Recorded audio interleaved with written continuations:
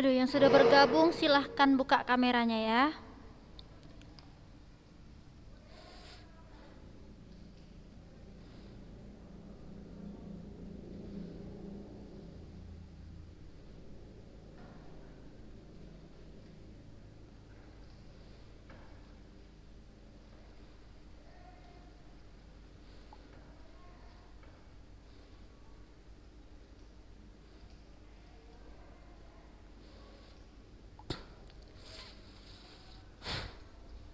Baru 16 orang yang hadir. Kita tunggu dulu ya. 3 menit lagi kita tunggu teman-temannya untuk bergabung.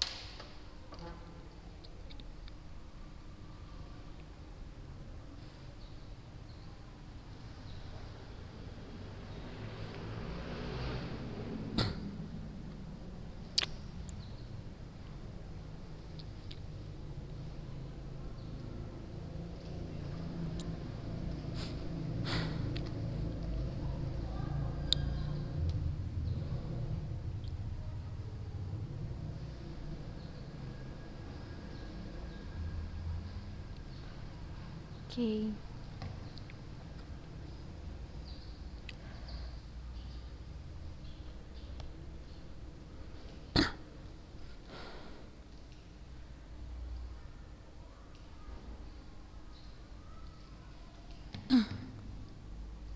Buka kameranya semua ya.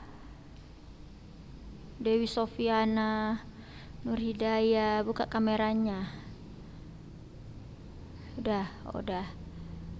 Oke. Yasmina, Raihani, Naziha, Nur Misbah.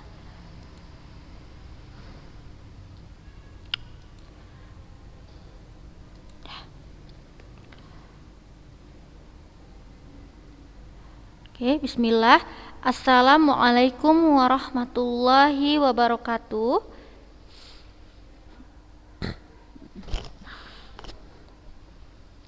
Alhamdulillah, puji syukur kita ucapkan kepada Allah Subhanahu wa taala yang mana dengan limpahan rahmat serta karunia darinya kita bisa mengikuti kembali kegiatan belajar daring pada hari ini.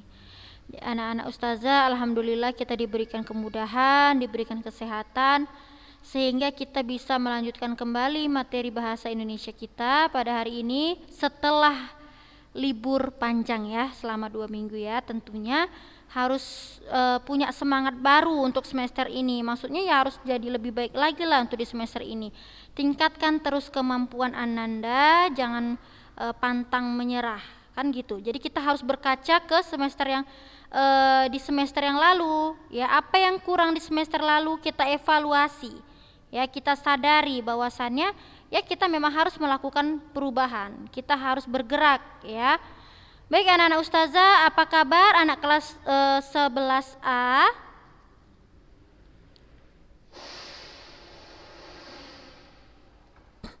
Alhamdulillah saya sehat. Nah jadi anak-anak ustazah, hari ini kita akan lanjutkan lagi materi kita ya, tapi kali ini tentang mempersiapkan proposal. Di kelas 11 banyak nggak nih yang anak OSIS? Ada beberapa orang.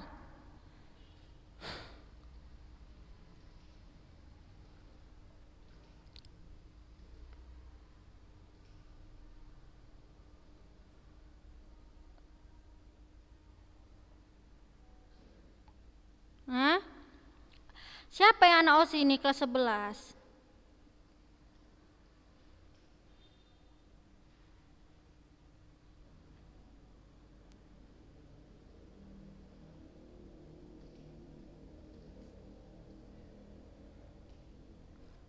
Banyak nggak anak OSIS di kelas 11 ini?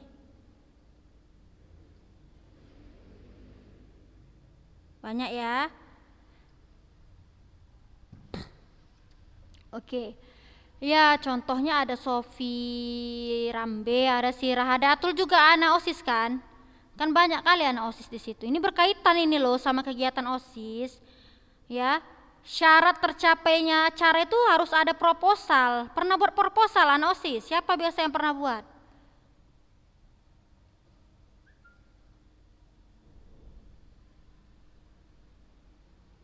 Sekretarisnya siapa? Oh, kakak kelas. Yalah ya. Nah, jadi hari ini kita akan belajar tentang mempersiapkan proposal karena ini sangat penting bukan hanya untuk anak OSIS, nanti ke depannya kalau kita disuruh membuat event atau acara, kita harus bisa membuat proposal ini dengan sebaik-baiknya. Karena syarat terlaksananya acara itu ya karena ada proposal ini salah satunya ya. Oke. Pernah melihat proposal nggak anak-anak ustazah? Pernah ya. Biasanya di proposal itu untuk apa sih? Maksudnya apa itu proposal itu? Iya, pengajuan. Iya, betul. Ya. Jadi kan pasti pernah kita di sekolah kita ini mengadakan acara, ya kan? Atau di tempat tinggal kita pernah mengadakan suatu acara, ya kan?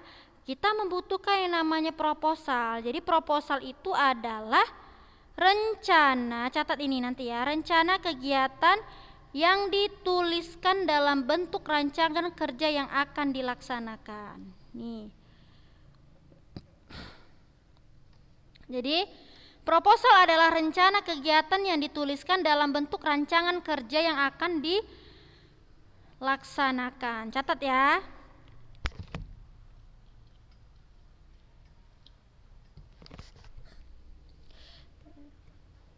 Rencana, ini yang ustazah ini nampak kan?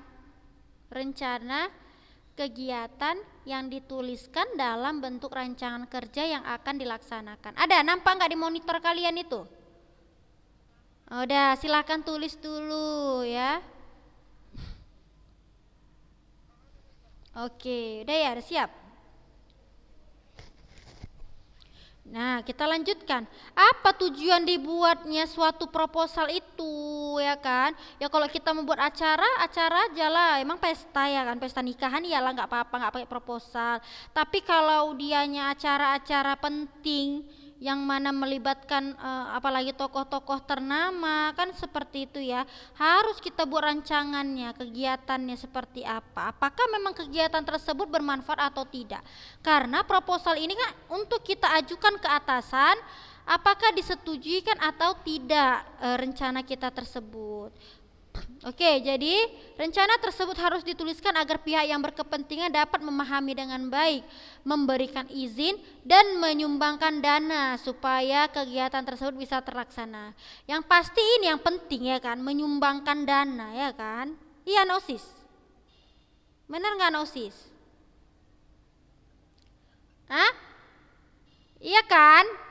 Kalau nggak dibuat anggarannya mana mau kami nyumbang kan gitu istilahnya. Jadi kalau dia kegiatannya bermanfaat, cara membuat proposalnya pun transparan, artinya dipahami dengan baik, dibuat anggarannya berapa, oh bukan nggak mungkin disumbangkan banyak duit kan gitu kan, itu yang paling penting. Berharaplah sedikit dapatlah sumbangan ya kan, supaya ya acara kita ini bisa terwujud lah seperti apa yang kita rencanakan kan gitu ya. Intinya kan sumbangan itu untuk perlengkapan beli apalah untuk kepentingan acara tersebut. Nah kita lanjut, jadi pada bab ini yang pertama kita akan mempelajari tentang A. Mengidentifikasi informasi penting dalam proposal kegiatan atau penelitian ya. Jadi tujuan kita mempelajari materi ini adalah yang pertama, diharapkan siswa mampu untuk mengidentifikasi bagian-bagian penting proposal. Lalu yang kedua, siswa mampu menemukan informasi yang dibaca untuk dikembangkan menjadi proposal. Ya. Jadi kita akan mempelajari bagian-bagian penting dari proposal. Ini ada contohnya tapi panjang kali anak-anak ustazah. Tapi nggak apalah kita baca semua, sedikit-sedikit aja ya. Kita baca yang penting-penting aja. Proposal kalian kayak gini enggak atau lebih pendek? Lebih pendek lah ya kan, malas kalian nulisnya ya kan. Yang penting anggarannya di situ kalian buat ya kan gitu. Iya. Iyalah.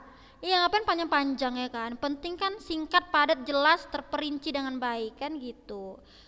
Nah jadi ini panjang kali macam buat skripsi pula ustazah lihat. Jadi nggak usah kita baca ya kan. Nah ini proposal skripsinya nih yang kayak gini. Oh enggak, tapi ini ada kok rencana anggarannya. Kayak gini kalian buat rencana anggarannya.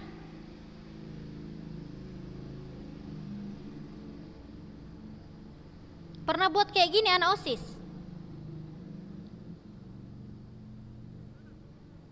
Tapi pernah lihat kayak gini? Pernah ya.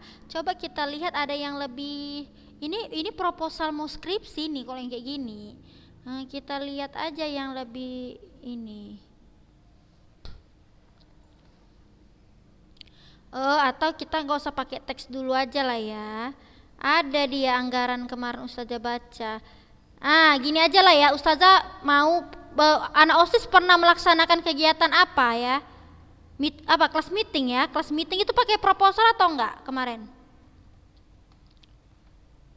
Pakai lah ya. Gak tahu juga. Kalau ini dia lebih kayak skripsi nih ya. Pendapat para ahli pun dilihat. Tapi nggak apa-apa anak ustazah, kita pelajari ini aja dulu yang untuk skripsi ya, supaya nanti kalian kuliah jadi tahu kalian ya kan. Nih ini anak-anak ustazah, judul proposalnya adalah kadar keilmuan tulisan siswa SMA Negeri 3 Tasikmalaya pada mading sekolah. Nah kenapa ini ustazah katakan bukan proposal acara, karena memang ini adalah proposal untuk penelitian anak-anak ustazah. Jadi sebelum kita membuat skripsi, kita disuruh untuk membuat proposal dulu, gambaran umumnya dulu. Nah, jadi di sini ingat pada bagian proposal ada judul. Apa tadi ustazah bilang? Ada? Bagus. Judul proposal apa? Kalau dia proposal kegiatan misalnya kegiatan ya, penyelenggaraan kelas meeting ya kan, SMA dan SMP Islam Ulun Nuha, misal seperti itu berarti kalau kita lihat judulnya berarti itu proposal apa, acara atau penelitian? Acara. Tapi kalau kayak gini ilmu-ilmu ini udah kayak proposal skripsi, namanya penelitian ya. Lalu yang B ada pendahuluan. Di bagian pendahuluan anak-anak ustazah itu terdapat yang namanya latar belakang masalah. Udah pernah belajar latar belakang masalah? Pernah nggak belajar latar belakang masalah? Pernah ya. Jadi latar belakang masalah itu sangat dibutuhkan loh dalam sebuah proposal. Karena pasti kita tahu, kita membuat acara tersebut atau penelitian tersebut pasti karena ada latar belakang yang menyertainya, kan seperti itu. Contoh kita mau membuat acara kelas meeting. Misalnya menurut kalian acara kelas meeting itu apa sih tujuannya? Lomba-lomba yang kita buat misalnya, untuk apa anak-anak ustazah? Mengompakkan, bahasa lain mengompakkan apa ya? Bahasa Medan kali, mengompak. Iya bagus, bekerja sama ya, karena saling bekerja sama untuk lebih mengenal lebih dekat ya kan seperti itu. Jadi di latar belakangnya kita buat dulu masalahnya yang terjadi. kita anak-anak ustazah, kelas meeting itu kan sebenarnya tujuannya untuk mempererat silaturahmi kita antara anak ulun nuha, ya kan. Dibuatlah seperti lomba-lomba untuk menambah kreativitas anak-anak didik kita di ulun nuha ini, kan seperti itu. Contoh, misal kita mau membuat acara kelas meeting ini, kita buatlah permasalahan awalnya apa membuat kelas meeting ini. Misalnya ya, sering sekali misalnya terlihat bahwasannya anak-anak SMP atau SMA Islam Ulun Nuha masih belum apa dulu masalahnya ya, masih memang belum mengenal satu sama lain gitu. Maksudnya dia hanya lebih mengenal di kelasnya saja, misalnya seperti itu. Maka dibuatlah solusinya, yaitu kelas meeting seperti itu. Atau kita mau membuat acara perlombaan masak memasak. Ada kita acara lomba masak memasak? Ada.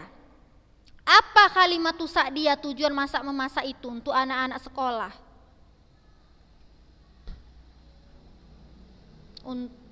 Menambah wawasan masak sayur gitu. Untuk menambah wawasan ya, atau teknik memasak kan bisa, atau untuk menambah kepercayaan diri kan bisa kalau memasak itu kan, atau untuk meningkatkan kreativitas boleh.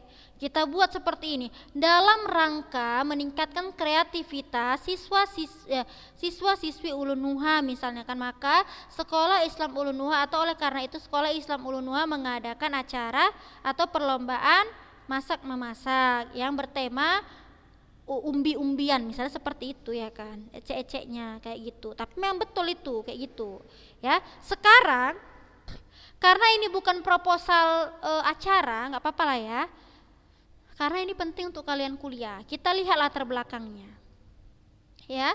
Bahasa yang digunakan dalam tulisan ilmiah memiliki karakteristik dan ragam ilmiah katanya.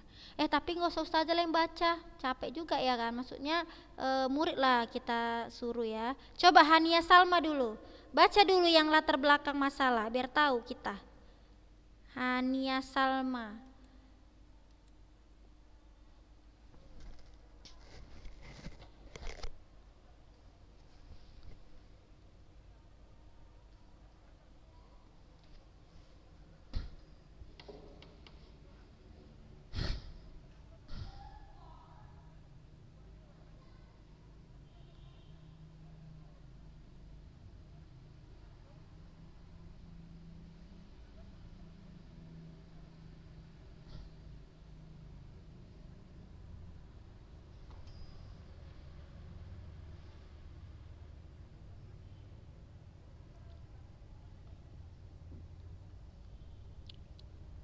Udah itu aja, udah cukup, udah nggak apa-apa.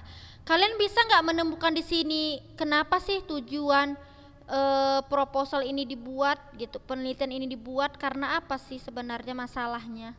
Ada nggak bisa menemukan?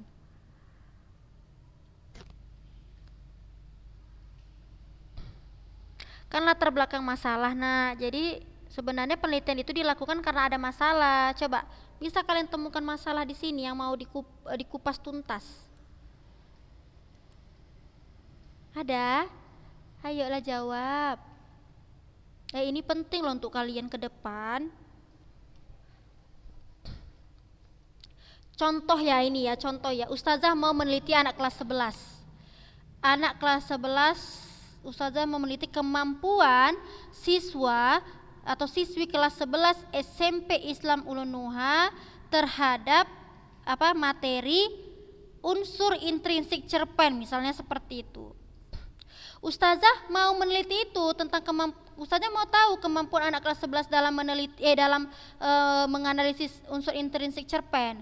Kenapa ustazah mau membuat itu? Pasti ada masalah, yaitu masalahnya adalah ya berdasarkan ya nilai akhir, misalnya penilaian akhir semester didapati beberapa anak yang kurang mampu dalam menjawab soal unsur intrinsik, kan seperti itu kan. Misalnya dari 100% hanya 40% yang bisa menjawab dengan sempurna, kan gitu. Itu masalahnya anak-anak ustazah. Baru ustazah kasih solusinya, yaitu oleh karena itu diadakanlah suatu apa gitu, acara apa supaya anak-anak itu paham dengan unsur intrinsik atau agar mereka tertarik dengan unsur intrinsik tersebut. Coba di situ mana masalahnya? Berarti kan masalahnya kalau Ustazah bilang tadi masalahnya karena nilai, itu apa masalahnya? Bagus, tentang beragam tulis ilmiah. Kan gini loh anak Ustazah, namanya juga ragam. Ragam itu berarti lebih dari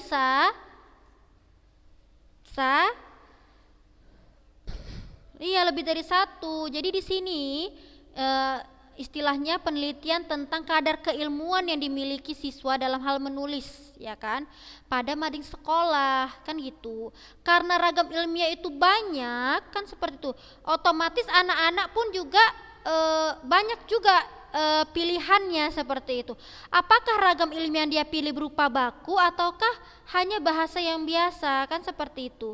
Maka di sini penulis ingin melakukan penelitian itu. Dia mau menilai kadar keilmuan tulisan siswa SMA Negeri 3 karena didapatinya beberapa masalah tentang tulisan ilmiah yang memiliki karakteristik dan ragam ilmiah. Paham nggak sampai sini anak-anak Ustazah tentang latar belakang? Paham nggak anak-anak Ustazah? Iya. Jadi nak, latar belakang masalah ini adalah kalau bahasa bahasa ininya the Stolen and the Fallen, lupa Ustazah. Pokoknya ada bahasa ininya lah dia. Artinya harapan berbanding terbalik dengan kenyataan, atau kenyataan itu ya terbanding terbalik dengan harapan. Itulah awal munculnya latar belakang. Contoh, Ustazah sangat berharap semua siswi Ulun Nuha kelas 11 itu memiliki atau mendapatkan nilai 100 pada ujian bahasa Indonesia. Kan nggak apa-apa kan? Nggak apa-apa nggak Ustazah berharap kayak gitu?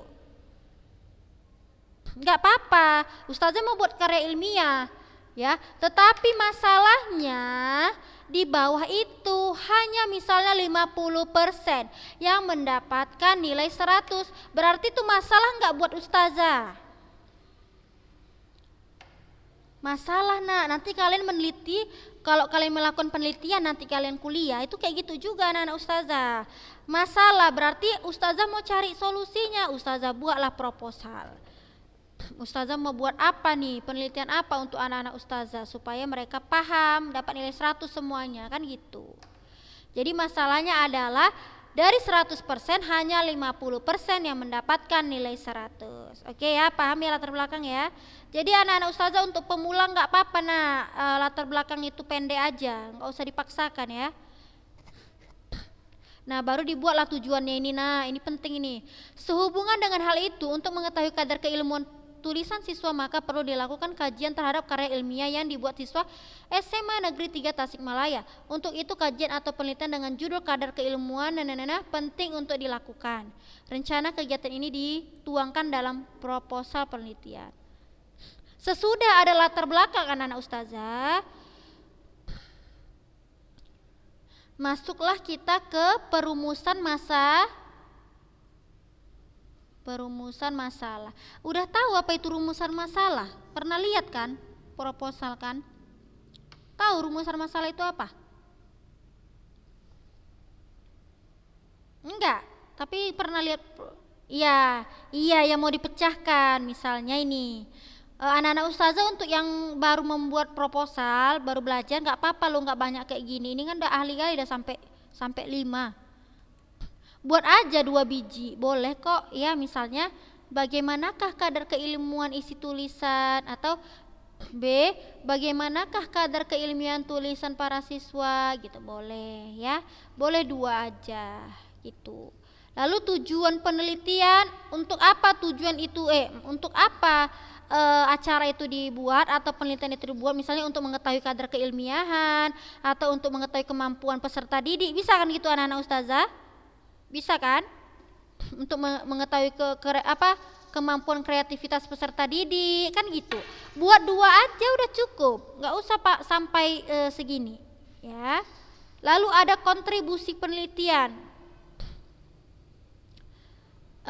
ini nggak apa-apa, maksudnya penelitian yang akan kita buat itu untuk siapa gitu loh. Untuk siapa, misalnya mau kita kasih ke sekolah atau mau kita kontribusikan ke peserta didik, itu terserah kita ya. Tapi ini kadang ada, kadang enggak. Jadi untuk proposal acara kadang ini ada, kadang ini enggak ada juga ya. Lalu ada definisi operasional.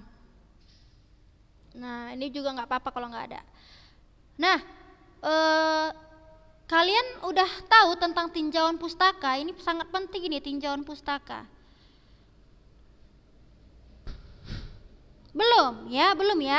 Jadi yang proposal yang kalian buat itu belum ya. Jadi proposal yang kalian buat itu misalnya di OSIS ya, lebih bagus dia kalau ada tinjauan pustakanya. Tapi kalaupun nggak ada nggak apa-apa, karena biasanya tinjauan pustaka ini hanya untuk penelitian. Ini ilmu untuk kalian ke depan ya anak-anak ustazah. Jadi catat, tinjauan pustaka itu sekumpulan teori-teori tokoh. Catat ya nak, tinjauan pustaka itu adalah sekumpulan teori-teori tokoh. Para tokoh ternama ya.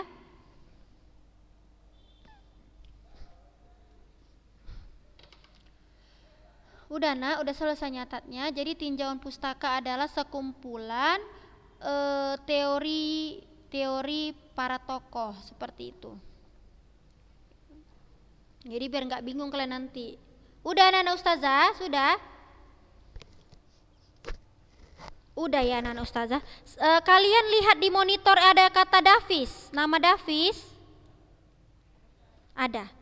Jadi anak-anak ustazah, kalau nanti kalian membuat skripsi itu bukan dari otak kalian semua, enggak sama sekali dari otak kalian semua. Yang dari otak kita itulah masalahnya tadi, apa yang mau kita teliti. Tinjauan pustaka ini real semuanya dapat dari buku. Contoh ustazah mau meneliti tentang siswa, ustazah harus punya 10 buku tentang bahasa, kan gitu kan? Berarti ini ada bukunya. Kalian lihat ada Davis, 1973.2229, ada kan? Ada. Jadi anak-anak ustazah, kata-kata agar, kerjasama dengan kolaborasi, sampai dengan ini bahasa ilmiah, tahu kalian itu didapati dari buku karya Davis. Penerbitnya tahun 1973, halamannya 229. Bisa nanti dibuktikan kalau ada ya. Jadi anak-anak ustazah dibuat nak. Kalian dapat buku dari mana? Bukan asal kalian copy paste. Dari Google juga boleh, tapi harus kalian buat sumbernya. Kita lihat lagi. Jadi ini satu ahli ya, para ahli ya. Ini satu nama ahli di bukunya dapat ya. Lalu mana lagi? Ada kalian temukan nama orang di situ, nama tokoh? Bagus. Johannes. Tahun berapa penerbitnya?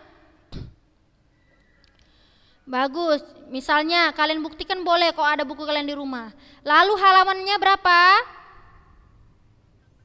Iya, tahu kalian kata-kata ini si Johannes mengemukakan sampai sini. Ini dapatnya dari buku, tinggal kita ketik aja anak-anak ustazah.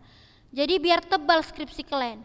Udah diketik, kalian buat sumbernya anak-anak ustazah. Nggak boleh langsung di copy paste tapi tidak menyertai sumber, nggak boleh. Lalu siapa lagi ahlinya? Mulyono. Tahunnya, halamannya. Oke, ini semua perkataan si Mulyono yang ada di bukunya, yaitu di penerbit 1993. Lalu ada?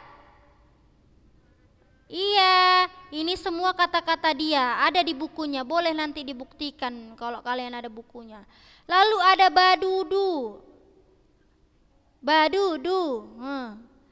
ada ya, ada loh Nina. Ini para ahli nih, ustazah aja pakai buku dia waktu skripsi, ya.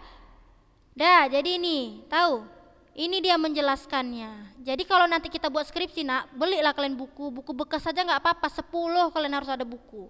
Baru kalian bisa buat skripsi yang bagus. Dah, ini semua pendapat para ahli, bukan pendapat kita nak, karena kita kan meneliti. Dah, Ya itu sedikit apa ya, itu penting ya nak, itu jangan disepelekan pelajaran kayak gitu. Jadi kalian kuliah nggak megap-megap kalian ya, jadi biar biar iyalah biar kalian paham, nanti kalian penting langsung lihat proposal, padahal seru membuat proposal itu, enggaknya susah ya.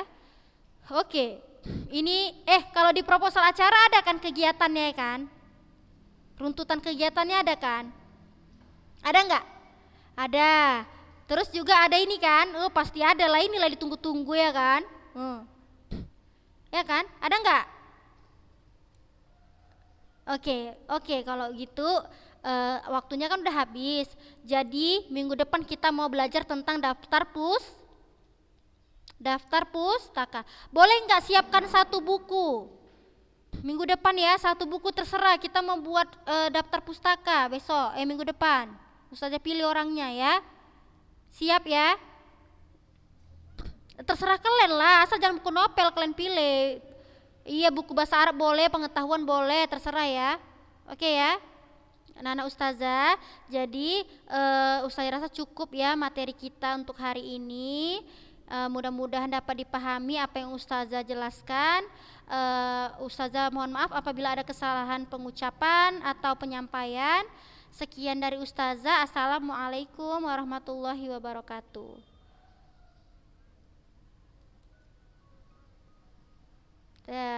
Jangan lupa ya bukunya. Dah.